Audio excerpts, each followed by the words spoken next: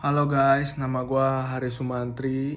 Di sini tujuannya gue buat video ini untuk menjawab pertanyaan kalian semua tentang apa sih yang terjadi, apa sih yang sebenarnya terjadi, terus gimana kondisinya sekarang, terus dan juga untuk meluruskan hal-hal yang sebenarnya nggak kayak begitu loh. Ya, tentang yang kayak contohnya yang kayak hand sanitizer, gue ada baca kemarin, ada yang baca begini, dia bilang tuh kayak karma lu deh, lu kena begini tuh karena lu jual hand sanitizer pada saat orang butuh hand sanitizer, lu malah menjualnya dengan harga tinggi segala macam. Tetep loh, gue bilangnya kayak kok malah jauh sekali gitu ngomongnya, kemana ini, case-nya kemana gitu loh. Kayak sebenarnya nggak kayak gitu loh gitu. Gue cuma mau menjelaskan aja, meluruskan, mengklarifikasi di video ini, oke? Sebenarnya gue sedih loh, sedih banget sih sampai dibilang kayak gitu kan. Cuma ya orang kan nggak tahu ya mungkin dengan video ini mereka jadi tahu dan nggak seperti itu lagi ngomongnya, oke? Yang tentang hand sanitizer, bisnis hand sanitizer itu sebenarnya gua itu cuma menalangi uang teman gue yang mau buka bisnis hand sanitizer gitu loh. Jadi gue itu sebenarnya nggak tahu dia bakal ambil di mana, dia bakal jual kemana, dia untung berapa, dia ini gue sebenarnya nggak tahu. Itu juga mungkin salah gue ya, gue nggak mau tahu itu duit, padahal duitnya kan duit gue. Tapi gue nggak mau tahu gitu karena gue mikir ini temen gue gitu, temen deket gitu loh, udah kenal 2 tahun kan. Jadi kayak oh ya udahlah, percayalah, dia lagi butuh duit mau buka bisnis, lagi pandemik gini kan, ya udah gitu loh, kasih dia aja gitu loh. Dan nominal sebesar itu juga nggak langsung satu kali gue transfer langsung segitu, enggak ya, bertahap selama 3 bulan. Dan nggak buat hand sanitizer doang, cuma lebih besar ke hand sanitizer. Jadi temen gue ini, singkat cerita, temen gue ini tuh mau kan jobless di Sydney, itu jobless, lockdown, kita orang lockdown, jadi stay home terus. Jadi lebih dekat lah, ibaratnya makin dekat gitu sama dia, suka ngobrol apa segala macam. Nah dia ceritalah, dia bilang gue mau bisnis hand sanitizer nih, gue udah dapat penjualnya, gue udah dapat pembelinya, gitu-gitu harganya. Dia bilang kayak gitu. Terus dia cerita, dia bilang tapi Bank Indonesia banyak yang tutup gitu loh karena pandemik ini kan. Jadi ya gue boleh gak kayak bilang kayak talangin dulu gitu loh, gue talangin dulu boleh gak, dia bilang kayak gitu. Terus gue bilang gue tanya langsung, lu kapan bayarnya gitu, kapan duit gue balik. Gue bilang gue kan masih tahu dong kalau lu mau pakai gue talangin duit lu dulu, lu mau kapan balikin gitu kan, gue masih tahu. Dia bilang oke lah, tanggal segini. Oke kan, ya udah, gue percaya aja dong. Seperti itu sebenarnya sih. Jadi gue juga nggak tahu bisnis ini gitu loh, gue cuma sebagai yang nalangin, istilahnya bantu teman lah, seperti itu ya. Jadi bisnis ini pun sebenarnya nanti gue bakal cerita di akhir itu. Sebenarnya bisnis ini sebenarnya nggak ada gitu loh, hand sanitizer itu nggak ada, itu cuma dia ngarang-ngarang sendiri. Itu kalau menurut gue ya, itu kalau menurut gue. Pada saat kejadian gue baru tahu gitu loh. Oke lah, jadi kayak begitu yang tentang hand sanitizer ya. Dan gue juga mau cerita tentang apa yang terjadi, kok bisa sih seperti kayak gitu. Dan ini semua gue dapet dari, istilahnya kalau di Jakarta, di Indo ya, itu BAP dari kepolisian nih. Ini semua di sini, gue nggak ngarang, gue cuma mau kalian tahu apa yang terjadi sebenarnya. Jadi itu nggak enak loh kalau kita yang mendapat musibah seperti ini tuh, kalau orang malah ngejudge-nya ini kayak gini. Iya, kalau bener sih nggak apa-apa. Ini kayak jauh banget gitu, ngelanturnya kayak jauh sekali gitu loh. Padahal lu nggak tahu masalah, tapi lu ngocehnya kayak begitu loh. Kayak gue nggak enak juga, gue ngebaca sedih juga sih, kayak apaan sih nih orang gitu loh ya. Jadi itu pada saat kejadian itu tanggal 29 Mei, hari Jumat hari Jumat. Di sini pada saat hari Jumat itu gue baru bangun tidur. Habis itu ya biasalah ngobrol. Dia tuh kasih gue minuman coffee ginger gitu. Tapi yang anehnya itu dia gak pernah nawarin gue kalau gue gak minta gitu. Dia nawarin misal, Har, lu mau gak sih? Mau ini gak? Mau kopi gak gitu? Kalau gue mau dia baru buat nih. Tapi hari itu dia langsung kasih gitu. Jrek gitu, langsung kasih nih satu gue satu lu gitu. Gue ya biasa aja gitu, kayak oh ya udah lu udah buatin ya udah. Walaupun gue bener-bener gak suka kopi gitu loh. Ya udah, karena gue menghargai dia, gue minum dikit-dikit kayak strup coba 3 kali strup doang. Cuma bener-bener dikit gue minumnya, cuma untuk menghargai dia. Sambil main video games kan, main video games. Habis itu 2 jam gitu kayak gue main bareng. Habis itu baterai juga habis. Ya udah, gue masuk kamar. Gue sambil ngecas handphone, gue ini sambil nonton YouTube gitu kan, nonton YouTube. Terus gue lupa pada saat itu ya, gue lupa langsung ketiduran, kayak tiba-tiba tidur aja gitu kan. Nah disinilah awal kisah ceritanya dimulai. Oke. Jadi gue jelasin dulu. Gue ini sama teman gue itu udah kenal di Sydney. Gue baru kenalnya di Sydney, tapi udah lama, udah 2 tahunan gitu. Dari 2017 kalau nggak salah ya. Kita tuh tinggal bareng di master room. Master room itu kayak room dimana ada WC di dalam gitu. Itu kita sebut master room. Terus kita itu nggak satu ranjang tapi single gitu ya. Gitulah. Habis itu gue langsung masuk ke ininya ya, ceritanya.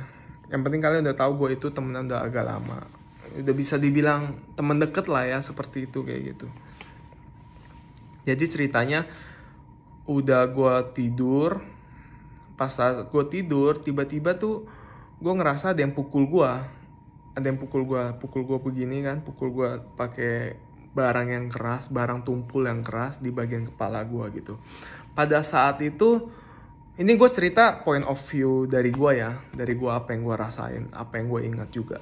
Jadi pada saat itu gue dipukul, gue itu ngerasa itu kayak gue itu lagi mimpi tapi enggak juga, tapi berasa real. Tapi nggak tahu gitu, kayak linglung gitu, ngerti gak sih? Kayak baru lagi tidur dipukul tuh kayak linglung. Mungkin ya, gue nggak bilang ini bener, gue juga nggak bilang ini pasti.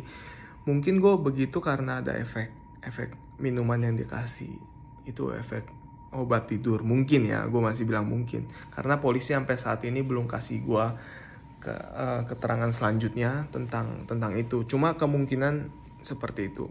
Tapi ya masa iya gue tidur kayak babi banget kan ya, masa iya dipukul pakai palu gitu, masa nggak bangun kan, kayak nggak ada perlawanan sama sekali gitu. Tapi karena gue yakin karena ada efek sesuatu yang buat gue seperti itu. Jadi gue dipukul lama tuh, kayak sekitar 1 menit dipukul-pukul begini kan. 1 menit kayaknya sekitar 20 hantaman di bagian kepala gue sini nih. Ini di sini. Kalian kalau mau lihat videonya luka bagian kepala gue sini tuh bisa lihat di Instagram gue ya. Habis itu juga kena sini, habis itu juga tangan gue patah. Mungkin pada saat gue defend gitu, gue mungkin begini ya.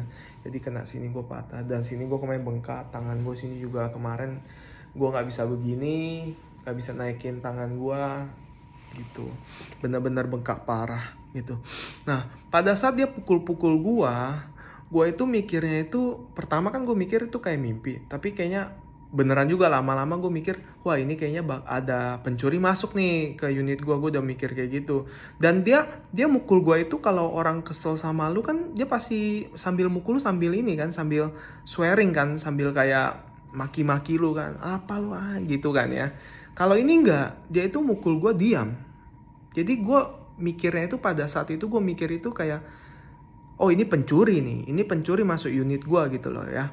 Jadi gue pada saat dipukul, untungnya gue gak pingsan, untungnya gue masih bisa bangun. masih bisa bangun untuk mencoba keluar dari kamar gue itu. Nah, pada saat gue udah berusaha keluar, dia itu block way untuk keluar dari pintu itu loh, keluar dari ruangan itu. Dia pakai badan dia begini kan, tutup gitu. Tapi abis itu gue coba berusaha keluar, dia tetap ini kan, tetap block the way kan. Nah di situ jadi untungnya di sini, nah gue kasih juga itu dalam kondisi gelap ya, jadi mungkin lampunya nggak dinyalain pada saat itu. Jadi gue juga nggak tahu itu yang mukulin gue itu siapa gitu pada saat itu. Tapi pada saat gue mau buka di dekat pintu itu, di sebelah sini ada apa namanya, ada saklar yang buat lampu. Jadi pas gue nggak bisa keluar, ya udah lah, gue sambil pencet saklarnya on, jadi lampunya nyala. Pada saat lampu nyala, gue kaget di situ. Gue bener-bener kaget tuh, karena ternyata yang gue lihat itu ternyata temen gue ini loh, temen gue yang 2 tahun ini gue kenal gitu loh. Gue kaget, karena gue masih nggak ada kayak gimana ya, pukulan yang dia pukulin tadi itu dalam semenit itu, kayak gue baru dipukul tuh masih kayak nggak ngerasa dipukul gitu kan, kayak masih belum tahu sakitnya kan. Gue masih santai bilang, kok lu mukul gue sih gitu kan. Gue sebut nama dia sih, cuma kan gue nggak boleh sebut di sini kan. Jadi gue bilang, kok lu pukul gua? Gue bilang, lu tenang dulu, gue bilang kayak gitu. Dia dengan muka marahnya gitu ya, kayak mukanya udah merah banget, udah kayak marah gitu. Dia langsung bilang, lu ngapain bawa taruh pisau di toilet? Dia bilang kayak gitu. Terus gue bilang, gue nggak tahu tentang pisau apaan yang lu maksud, gue nggak tahu sama sekali. Nah dia sambil ngomong itu, dia sambil pukulin gue tuh, pukul terus kan. Ya udah, habis itu gue juga bingung kan, mau keluar nggak bisa gitu kan. Nah untungnya jadi gue sambil yelling gitu, kayak sambil teriak ke orang, biar teriak lah kayak gitu kan, bilang help gitu kan, help, someone want to kill me, gue bilang kayak gitu. Seseorang mau bunuh gue bilang. Jadi untungnya another roommates gue yang di sebelah denger gitu. Tadinya dikira bercanda, karena kan kita berdua itu memang nggak pernah berantem, nggak pernah marahan gitu loh. Jadi dikira bercanda, tapi kok kayak ada suara ini, lo tau gak sih, tembok kayak gitu, kayak bum bum bum gitu. Jadi dia cek lah, pas dia cek, dia buka sedikit nih. Aku kan sambil tarik-tarikan pintu tuh, sambil dia nahan gitu kan. Dia ada buka dikit, dia lihat muka gue udah penuh berlumuran darah gitu loh, sampai baju gue berdarah semua, sini gue berdarah, sini, lo tau kan kalau pala bocor itu gimana kan, sini berdarah semuanya. Dia kaget, dia langsung panggil orang Filipin. Nah ini yang pertama lihat itu orang cewek, maklum lah ya, namanya cewek kalau lihat darah gitu segala banyak itu pasti kaget gitu loh. Jadi dia panggil orang Filipin. Nah orang Filipin ini dia itu tidur pakai headset, jadi nggak tahu sebenarnya, makanya mesti dibangunin sama yang untungnya gue bersyukur banget dia itu masih denger loh, maksudnya masih ada di rumah, belum pergi gitu loh. Kalau nggak gue udah nggak tahu nasib gue sekarang kayak gimana ya. Nah jadi yang Filipin ini itu langsung kaget ngelihat kita orang berantem gitu. Terus gue sambil bilang, Tok, panggil polisi, gue bilang, call the police right now, gue bilang kayak gitu. Nah si orang ini dengar gue ngomong kayak gitu, dia bilang, dia pakai bahasa Inggris, dia ngomong kayak gini, intinya ya, dia bilang, enggak, lu tahu kan, lu udah kenal gue lama kan, 2 tahun lebih, gue nggak pernah ngelakuin hal ini sebelumnya. Dia bilang gitu ke si Filipin ini, kayak teriak gitu sambil kita dia pukul gue kayak gitu kan. Dia sambil ngomong gitu, kita sambil debat kayak gitu kan. Habis itu gue tetap ngotot, gue bilang call the police, gue kayak gitu. Soalnya gue udah bener-bener sini darah semua gitu loh. Nah pada saat kita ngomong kayak gitu, ada satu momen yang gue lupa ceritain itu. Jadi itu dia berusaha, pada saat gue mau keluar, dia berusaha nendang daerah kelamin gue gitu. Untungnya nggak kena, dia menggunakan dengkul gitu. Jadi untungnya nggak kena, untungnya kenanya di bagian atasnya dikit. Jadi itu di bagian atasnya itu bengkak ya, swollen dikit. Untungnya nggak kena gitu loh. Kalau nggak kena gue nggak tahu gimana nasib gue lagi. Gila ya. Jadi sampai mana ya tadi? Oh ya. Jadi pada saat dia udah telepon polis, barulah orang Filipina ini bantu gua keluar gitu. Jadi ini pintu, ini gua, ini dia yang blok W di sini, ini gua, dia sini orang Filipina. Jadi dia bantu dorong gini. Jadi dia dorong gini, yang orang ini kejepit gitu. Kejepit di sini kita itu ada toilet, gue bilang kan, sini ada toilet. Jadi dia kejepit sini, gue bisa keluar gitu. Ngerti gak? Gue bisa keluar sini. Nah, pada saat gue bisa keluar gitu, gue langsung duduk di sofa dengan muka shock kayak gimana sih lu kalau dipukulin pada saat lu lagi tidur pakai barang yang keras gitu kan, keras tumpul gitu, lu pasti shock kan. Terus dan kata temen gue sih ya, ini kata dia ya, gue nggak lihat, dia itu masih dengan santai masih masuk ke WC cuci tangan loh. Gila kan orang kayak gitu kan, gila. Gue sih bener-bener nggak sangka sama sekali itu bisa dibilang psikopat kali ya, psikopat kayak gitu. Dia masih bisa cuci tangan loh. Pantesan pada saat kejadian besoknya detektif itu datang sama polisi interview gue, nanya-nanya gini gitu. Dia nanya, gue ada masuk ke toilet gak after kejadian gue udah berumuran darah gitu. Gue bilang nggak ada gitu. Gue baru tahu dari temen gue itu ternyata dia yang masuk untuk cuci tangan gitu loh. Gila kan? Gila banget kan? Nah lanjut ya. Jadi pada saat gue di sofa, gue itu ngelihat dia bolak-balik living room terus ke kamar gitu. Gue takut karena gue gue ngelihat dia takut gitu loh. Gue langsung masuk ke ruangan cewek itu yang namanya Roro yang tadi panggil orang Filipina itu. Gue langsung masuk, gue duduk di kasur dia, gue bilang, lu di sini, lu tolong jagain gue dulu bentar ya, gue bilang kayak gitu. Gue bilang, lu tolong jagain gue dulu sebentar. Nah, jadi gue di sini mau jelasin dikit kalau sebenarnya itu mereka berdua, orang Filipina sama cewek ini yang Roro ini, sebenarnya mereka itu bener-bener nggak tahu kejadian sebenarnya. Yang mereka tangkep itu kayak, oh gue sama temen gue ini berantem hebat sampai berumuran darah gitu, tapi mereka nggak tahu sebenarnya apa yang terjadi. Makanya dan gue juga bingung sih. Jadi pada saat pintu keluar itu tuh yang temen gue ini bilang kayak, dia mau berusaha mau bunuh gue gitu loh. Dia berusaha mau bunuh gue, padahal kondisinya itu gue yang udah berumuran darah, udah ini, dianya itu nggak terluka sama sekali. Gue juga bingung dia kenapa bisa sampai bikin cerita kalau gue yang mau bunuh dia gitu loh, gitu kan. Nah jadi temen cewek ini gue bilang, lu stay dulu di sini, temenin gue.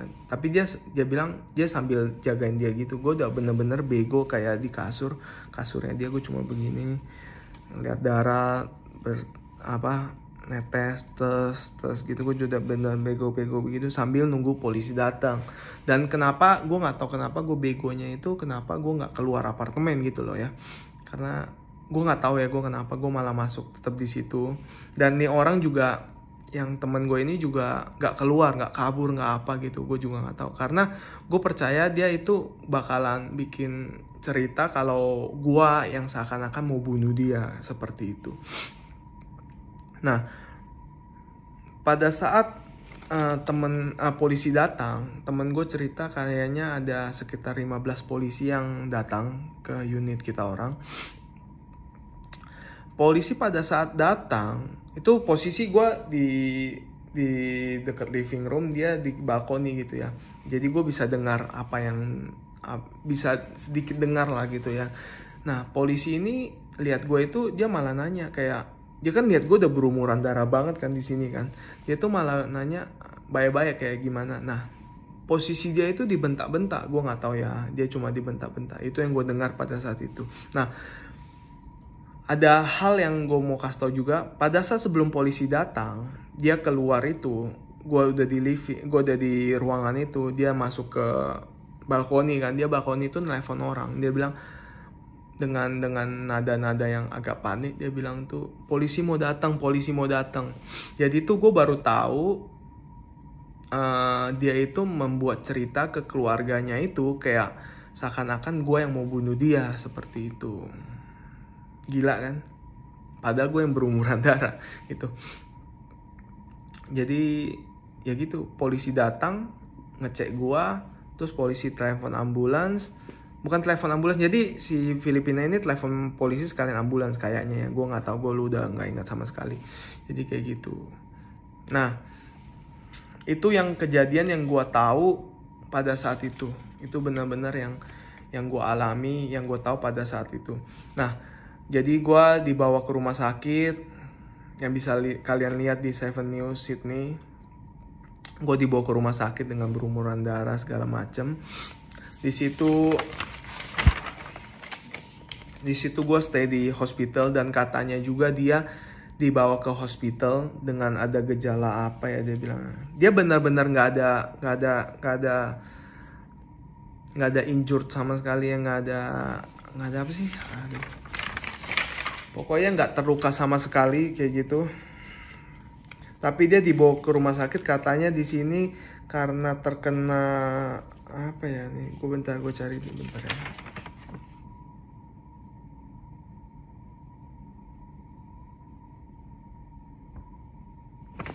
Jadi tuh gue nggak tahu istilahnya apa, tadi gue lupa di mana istilahnya, gue nggak tahu apa. Jadi istilahnya itu di mana orang yang saking stresnya, saking takutnya itu otot di bagian tubuh dia itu lemes. Jadi dia nggak bisa kontrol badan dia gitu. Jadi lemes banget.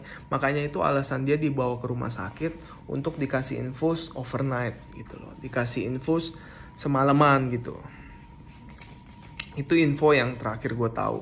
Dan terakhir yang gue lihat ketemu dia di situ. Nah, besoknya polisi dan detektif langsung ke nanya-nanya gue, interview gue kayak gimana gitu kan. Dan hasilnya itu dia bakal bilang kayak gini. Dia bilang di dekat tempat tidur temen gue, ada green trolley bag, di mana yang berisi dalamnya itu berisi bleach pemutih, toilet cleaner, hacksaw itu kayak apa ya, gergaji manual ya kan. Habis itu gloves, habis itu glad wrap. Itu wrap itu yang kayak buat bungkus makanan tapi yang transparan gitu loh. Tahu gak sih? Yang tau lah ya pokoknya itu. Dan extra large garbage bag. Jadi ini tuh barang itu yang ditemuin sama tim detektif dan tim polisi. Dan mereka tuh nggak ada bilang yang menemukan. Kan si temen gue bilang di toilet ada pisau kan. Ternyata kayaknya sih polisi nggak menemukan pisau ada di situ. Jadi gue nggak tahu apa yang dia ngomong tentang pisau itu, gue nggak tahu sama sekali. Dan polisi juga nggak menemukan adanya pisau di toilet gitu loh. Nah, di sini under police guard in hospital the defendant, temen gue. Jadi di hospital temen gue itu menjelaskan kalau gue ini yang berusaha untuk membunuh dia. Dia itu attack gue menggunakan palu karena dia percaya gue itu mau bunuh dia gitu loh. Tapi hasilnya itu gue itu belum melakukan apa-apa kepada si pelaku. Walaupun gini, jadi kayak walaupun ada pisau di toilet, misalkan ya ada pisau di toilet, tapi kan gue nggak pernah ada actionnya gitu loh. Walaupun pisaunya itu nggak ada, tapi kan gue nggak ada actionnya. Jadi dia bilang di sini temen gue mengira gue itu menyembunyikan sesuatu dari dia gitu loh. Itu yang dia sampaikan ke polisi. Dia bilang seperti itu. Nah, di sini juga ada keputusan hasil polisi. Dia bilang kayak gini.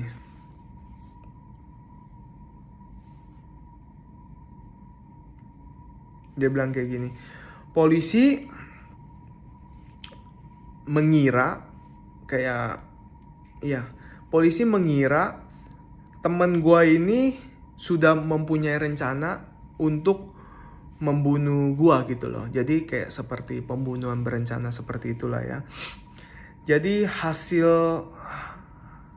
hantaman yang dilakukan oleh temen gue kepada gue itu yang 20 strike gitu, 10 sampai 20 hantaman itu yang menggunakan palu itu menghasilkan ini nih apa? Dua fracture skull. Itu maksudnya apa sih? Retakan pada tengkorak bagian kepala nih sini, bagian sini. Terus tangan gue juga patah di sini. Habis itu masih ada lagi dan lain-lain dia bilang. Nah, dalam hasil penemuan tim penyelidik polisi dan detektif, dia menemukan yang tadi gue bilang itu green bag, trolley bag itu, yang dimana isinya itu tentang glove, ada sarung tangan, ada gergaji, ada pemutih, ada cling wrap, sama large garbage bags. Item ini dipercaya digunakan untuk menghilangkan dan menyembunyikan tubuh manusia. Nah, di sini mungkin itu kayak gue itu bakal dimutilasi, kemungkinan bakal dimutilasi seperti itu. Gila ya, serem banget ya. Kayak lu bakalan gunain gergaji buat apa sih? Buat memutilasi orang gitu. Gila, gue nggak habis pikir sih gimana sih akal sehat seorang manusia itu sampai bisa mau mutilasi kayak gitu kan. Gila, itu benar-benar speechless, sampai kayak sadis banget gitu loh. Ya gak sih? Nah, itu hasil dari detektif dan tim polisi. Nah, jadi gue sama temen gue juga ada cerita. Nah, ternyata temen gue ini bakalan keluar pada saat hari Senin. Jadi kan kejadian hari Jumat, Seninnya itu dia bakal keluar. Memang udah notice dari 2 minggu lalu gitu loh. Jadi pada saat hari Jumat ini dia rencana, mungkin ya, ini gue bilang masih mungkin, rencananya kayak gini. Kita discuss sama temen gue, jadi sama temen-temen yang bukan si doi gitu loh. Discuss, mungkin ya, cerita itu Jumat dia melakukan aksinya. Kalau berhasil, dia bakal hari Sabtu dia bakal bawa sewa removal untuk pemindahan barang-barang dia sekalian gitu, kayak sewa removal. Dan gue juga bakal dibawa itu dalam kondisi, nggak tahu lah kondisi apa, lu bisa pikir sendiri lah ya. Gila sih, gue kalau bayangin sadis banget, gila. Gue kayak langsung syukur gue masih bisa survive di keadaan seperti itu gitu loh ya. Gue bener-bener terima kasih banget sama Tuhan yang udah kasih gue kesempatan hidup ya, bisa dibilang seperti itu. Thank you banget, gue bersyukur banget. Cuma lucunya nih, temen gue ada yang bilang, kayaknya lu pakai ini ya, helmet level 3 PUBG ya, dia bilang gitu. Cuma bikin lucuan doang sih, nggak kayak gimana, ya udah. Cuma gitu aja sih, mungkin buat yang nanya kejadiannya seperti apa, gue cuma bisa cerita seperti itu so far. Jadi sampai di sini dulu videonya. Tolong buat kalian yang mau nonton video ini, nonton jangan setengah-setengah, karena nanti setengah-setengah ceritanya juga setengah-setengah dan kalian udah ngejudge. Oh, jadi gini belum nonton habis tapi udah ngejudge gini. Oh ya, dan gue juga mau bilang juga yang tentang hand sanitizer itu. Gue udah ngomong pada saat kejadiannya nih, pada saat setelah kejadian, kan temen gue banyak yang jenguk gue kan. Itu tuh ngobrol. Ternyata kemungkinan, gue ini gak bilang 100% benar, ternyata bisnis hand sanitizer itu sebenarnya kayaknya ya, sepertinya itu nggak ada. Sebenarnya nggak ada. Jadi itu sebenarnya dia menggunakan duit gua ini tuh untuk membayar utang yang lain, membayar utang orang lain gitu. Dan bodohnya gua itu, gua nggak tahu kalau dia itu punya utang ke orang lain. Karena dia bilang kayak gini waktu itu, Har, lu jangan bilang gua kasih, jangan bilang gua ini ya, bilang apa? Bilang gua jualan hand sanitizer ke orang-orang, ntar takutnya orang-orang tanya gue nggak enak mau jawab apa kan. Gue juga, dia bilang kayak gitu, gue bilang oh ya udah gitu. Gue jadi diam-diam. Kejadian ini belum terjadi, nggak ada satupun yang tahu duit gue ada dia dengan nominal seperti itu kayak gitu. Nggak ada yang tahu. Sampai kejadian ini baru, sampai teman dekat pun gue aja nggak ada yang tahu kalau duit gue ada di dia segitu gitu loh ya, gitu. Jadi kayaknya dia itu udah apa ya, udah kehabisan akal untuk bayar orang mungkin ya. Ini gue masih, semua yang gue omong ini itu kemungkinan ya, itu nggak pasti.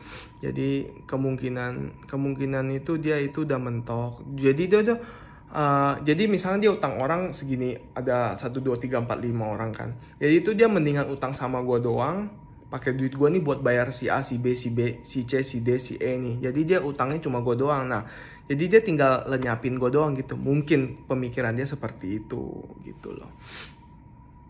Gue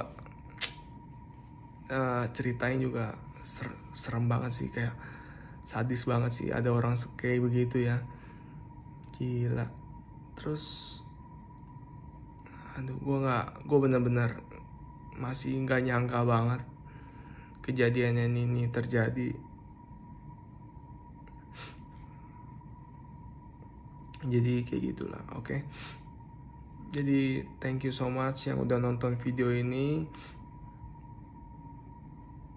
Oke, jadi gua sendiri gue pribadi cuma mau minta doanya aja sih, kayak doanya aja lah udah. Pokoknya doa itu udah lebih dari cukup. Udah segitu aja videonya, oke. Terima kasih banyak.